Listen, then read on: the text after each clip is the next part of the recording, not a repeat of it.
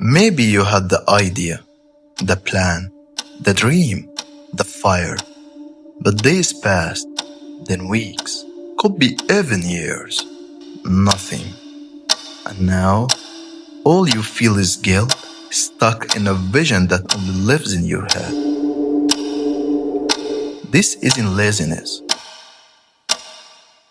This is procrastination, the kind that overwhelms and quietly steals time. Most people don't regret what they tried and failed. They regret what they never even began. Maybe you're carrying dreams too heavy to hold. Maybe this is where it begins. You tell yourself you'll do it tomorrow, but tomorrow becomes next week, next month, and then never comes. You're not doing nothing. You're doing something else. Tidying, scrolling, making perfect plans for a date that never arrives. Because the real task feels threatening.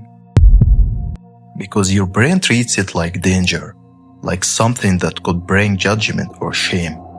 Deep down, the task holds weight. Fear of failure, fear of not being good enough, sometimes even fear of success, because success still means a change, and a change can be scary. So your mind nudges you toward easier tasks, safer ones, not because they matter, but because they don't hurt. Procrastination isn't the problem, it is the signal, a message from your mind saying, I'm overwhelmed, I'm scared, I don't feel ready. And the longer you delay, the heavier it becomes, until even starting feels painful. But here is the truth. You don't need to feel ready to begin. You just need to take one small step. Because clarity comes from action, not from overthinking. Procrastination is rarely just about poor time management. At its core, it's emotional. Your brain isn't trying to sabotage you, it's trying to protect you. When a task feels uncertain, difficult, or high stakes, your nervous system sees it as a threat, not physical, but emotional. It brings inner questions like, what if I fail? What if I'm not good enough? What if I try and it still doesn't work? That emotional discomfort triggers avoidance. So instead of writing the project, you scroll. Instead of starting the business, you clean the kitchen. Not because these things matter more, but because they are emotionally safe. It's a coping strategy. And often, procrastination hides deeper things. Fear of failure, believing your effort might not be enough. Fear of judgment, that what you do will be criticized. Perfectionism, the idea that if it's not perfect, it's not worth doing. Low self-worth, the quiet belief that you're not capable or not even deserving of success. So your mind delays, thinking it's buying you comfort, but what it's really doing is building regret. Each delay whispers to your mind, you can't handle this. And the more you hear it, the more you believe it. Until you're not just someone who procrastinates, you become someone who doubts themselves. And that's the real cost. Not the time lost, but the self-belief quietly slipping away. Every time you delay what matters, you're not just moving it to tomorrow. You're handing over a small piece of your future. One day becomes a week becomes a month, and somewhere along the way, your dreams get dusty in the corner. It is not just time you're losing, it's momentum. It is a version of you who could have been farther ahead by now. And while you're busy avoiding discomfort, life keeps moving. Opportunities expire. Skills you never practiced fade. Doors you never opened close quietly. Until one day, you look back and realize you weren't avoiding the task. You were avoiding your own growth. It builds a quiet kind of pain. the pain of knowing you're not living up to your own potential. And that pain, no one else can fix it. Not a friend, not a quote, not even this episode.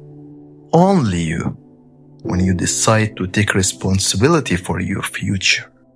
Let's not pretend this is easy.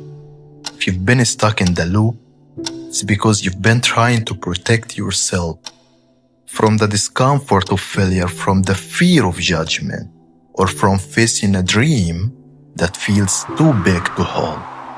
But here is where the shift begins. Not by waiting to feel ready, not by forcing yourself through harsh discipline, but by taking one honest, imperfect, small step. Because the cycle of procrastination isn't just about productivity. It's emotional, and so is the way out. Do this. Break the whole big task into the smallest possible. So small, failure has nowhere to hide. Focus on consistency over intensity. You don't need to do everything today. You just need to show up again and again.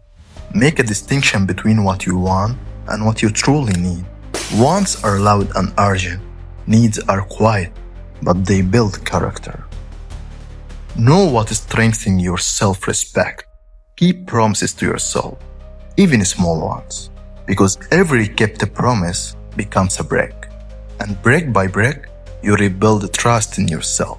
Detach from outcome, let the process be the reward. Movement matters more than perfection. You're not chasing motivation anymore. You're building a solid, consistent foundation based on actions, not only intention. And foundation builds identity, the kind that whispers, I follow through even when it's hard, especially when it's hard. And you keep showing up even when it's hard, something starts to shift inside you. You stop seeing your goals as pressure and start seeing them as proof that your dreams are worth your time, that your effort is a form of self-respect, that working on your vision isn't just about getting things done. It's about becoming the kind of person who follows through. At first it feels forced, but slowly it becomes a habit, then a rhythm, then an identity. The kind of identity that tells your subconscious, my dreams matter, my actions have meaning, and I don't let myself down. There was a writer who couldn't finish his novel. The talent was there, the idea was alive, the potential was real. But every time he sat down to write, he froze. One day he made himself a promise. So small it seemed ridiculous. 5 minutes a day. That's all I need to earn my respect. 5 minutes turned into 10. 10 became a paragraph became a page. Not every day was perfect, but every day was something. And a year later, the book was finished. Not because of pressure, but because he had built an identity where quitting feel like self-betrayal. Your transformation doesn't begin with a grand breakthrough. It begins with a quiet agreement. I will treat my goals as worthy of my time, even if the world hasn't seen them yet.